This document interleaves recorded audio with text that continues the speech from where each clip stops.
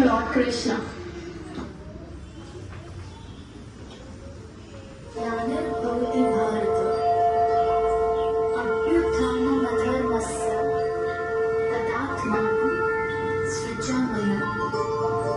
अर्थात हे भारतवंशी अर्जुन, जब जब धर्म की हानि और अधर्म की वृद्धि होती है, तब तब मैं अपने आप को साकार रूप से प्रकट करता हूँ। एक समय की बात है, मथुरा राज्य में उग्रसेन नाम का एक राजा था। उसने अपनी पुत्री देवकी का विवाह वासुदेव नाम के युवक से तय किया।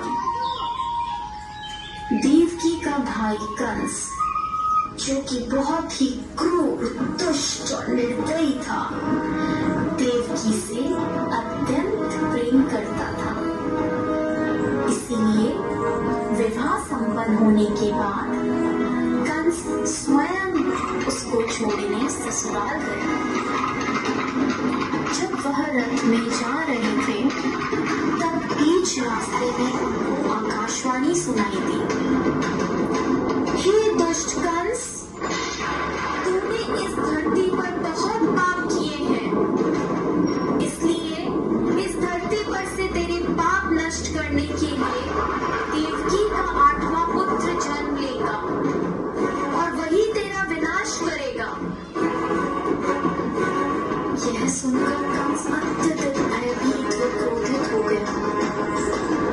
वह बीच रास्ते में से ही रथ को वापस मथुरा ले गया और देवकी और वासुदेव जी को बंदी गृह में डालकर बंदी बना दिया। समय बीतता गया। कुछ समय बाद देवकी की पहली संतान हुई। जैसे ही कंस को इसकी सूचना मिली, कंस ने देवकी की संतान को मार दिया। यह उसके अत्याचार की शुरुआत थी।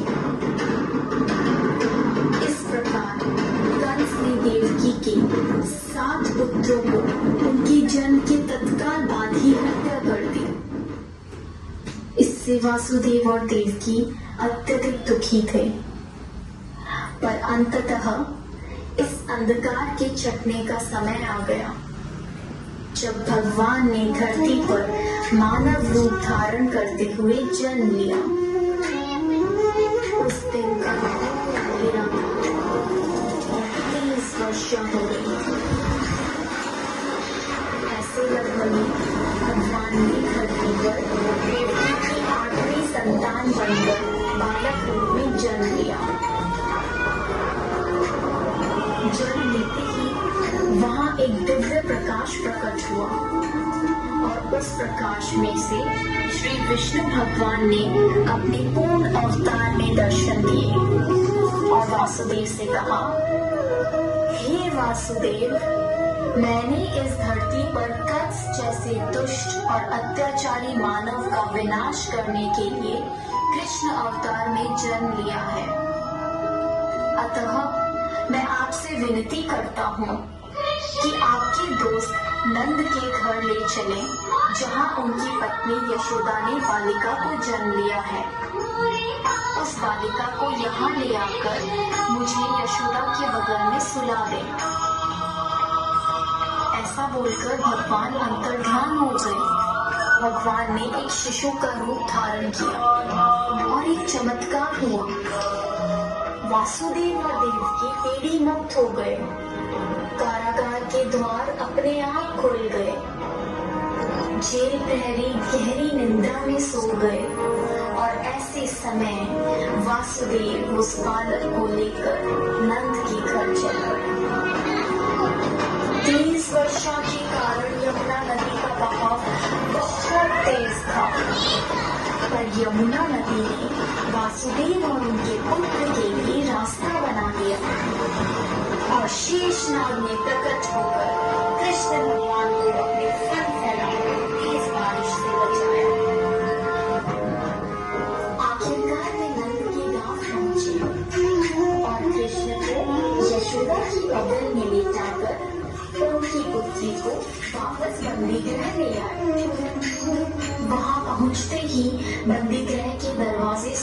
बंद हो गए। सारे जीव पहले उस व्यक्ति के रोने की आवाज सुनकर जाग गए और कंस को सूचित किया। जब कंस को सूचना मिली कि वासुदेव जी की 8वीं संतान पुत्री हुई है, तो कंस उस पुत्री को मारने लगा। अचानक उसमें से एक तीव्र ज्योति के साथ मां शक्ति प्रकट हुई और उन्होंने कहा, हे मूर्ख कंस, निर्दोष शिशुओं की हत्या करने से तुम्हें कोई लाभ नहीं होगा। तुझे मारने वाला इस धरती पर जन्म ले चुका है। तेरा वध करने के लिए देवकी के 8वें पुत्र ने इस धरती पर जन्म ले लिया है और वही तेरा विनाश करेगा। ऐसा कहकर वह दिव्य शक्ति लुप्त हो गई। जब कृष्ण भगवान बड़े हुए तब उन्होंने कंस का वध किया और इस प्रकार कृष्ण भगवान ने धरती पर अत्याचार व बुराई का अंत किया।